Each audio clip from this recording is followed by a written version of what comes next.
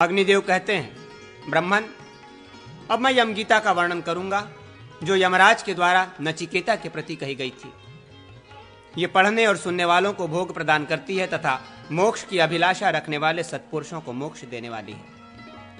यमराज ने कहा, अहो, कितने आश्चर्य की बात है कि मनुष्य अत्यंत मोह के कारण स्वयं अस्थिर चित्त होकर आसन, शैया, वाहन, परिधान, पहनने के वस्त्र आदि तथा ग्रह आदि भोगों को स्वस्थिर मानकर प्राप्त करना चाहता है।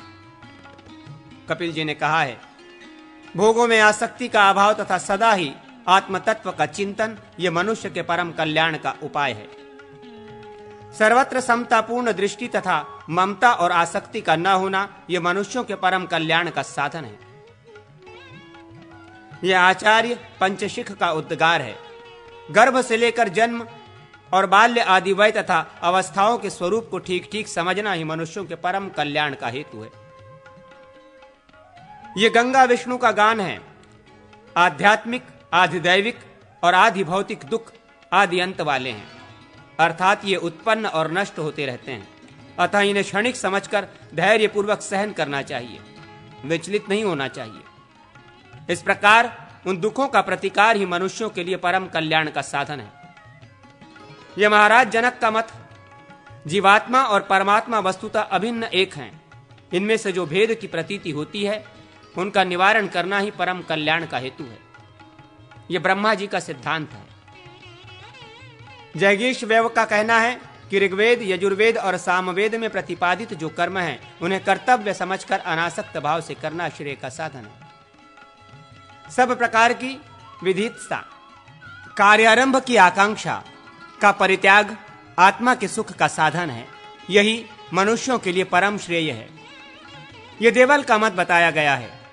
कामनाओं के त्याग से विज्ञान, सुख, ब्रह्म एवं परम पद की प्राप्ति होती है। कामना रखने वालों को ज्ञान नहीं होता। यह सनकादिकों का सिद्धांत है। दूसरे लोग कहते हैं कि प्रकृति और निवृत्ति दोनों प्रकार के कर्म करने चाहिए, परंतु वास्तव में नैष्कर्म ही ब्रह्म है। वही भगवान विष्णु का स्वरूप है। वही श्रेय का भी श्रेय है। जिस पुरुष को ज्ञान की प्राप्ति हो जाती है वो संतों में श्रेष्ठ है। वो अविनाशी परम ब्रह्म विष्णु से कभी भेद को नहीं प्राप्त होता। ज्ञान, विज्ञान, आस्तिकता, सौभाग्य तथा उत्तम रूप तपस्या से उपलब्ध होते हैं। इतना ही नहीं, मनुष्य अपने मन से जो वस्तु पाना चाहता है वो सब तपस्या से प्राप्त हो जाती है। विष्णु के समान कोई ध्येय नहीं है। निराहार रहने से बढ़कर कोई तपस्या नहीं है। आरोग्य के समान कोई बहुमूल्य वस्तु नहीं है और गंगा जी के तुल्य दूसरी कोई नदी नहीं है। जगत गुरु भगवान विष्णु को छोड़कर दूसरा कोई बांधव नहीं है। नीचे, ऊपर, आगे, देह, इंद्रिय, मन तथा मुख सब में और सर्वत्र भगवान श्री हरि ही विराजमान है। इस प्रकार भगवान का चिंतन करते हुए जो प्राणों का परित्याग करता है वो साक्षात श्री हरि के स्वरूप में मिल जाता है। वो जो सर्वत्र व्यापक ब्रह्म है, जिससे सब की उत्पत्ति हुई है, जो सर्व स्वरूप है तथा ये सब कुछ जिसका संस्थान, आकार विशेष है, जो इंद्रियों से ग्राह्य नहीं है, जिसका किसी नाम आदि के द्वारा निर्देश नहीं किया जा सकता, जो सुप्रतिष्ठित एवं सबसे परे है, उस परापर ब्रह्म के रूप में साक्षात भगवान विष्णु ही सबके हृदय में विराजमान है। वे यज्ञ के स्वामी तथा यज्ञ स्वरूप हैं। उन्हें कोई तो परम ब्रह्म रूप से प्राप्त करना चाहते हैं, कोई विष्णु रूप से, कोई शिव रूप से, कोई ब्रह्म और ईश्वर रूप से, कोई इंद्रादि नामों से तथा कोई सूर्य, चंद्रमा और काल रूप से उन्हें पाना चाहते हैं।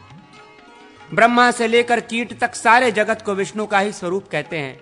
वे भगवान विष्णु परम ब्रह्म परमात्मा हैं, जिनके पास पहुंच जाने पर, जिन्हें जान लेने पर या पा लेने पर फिर वहां से इस संसार में नहीं लौटना पड़ता।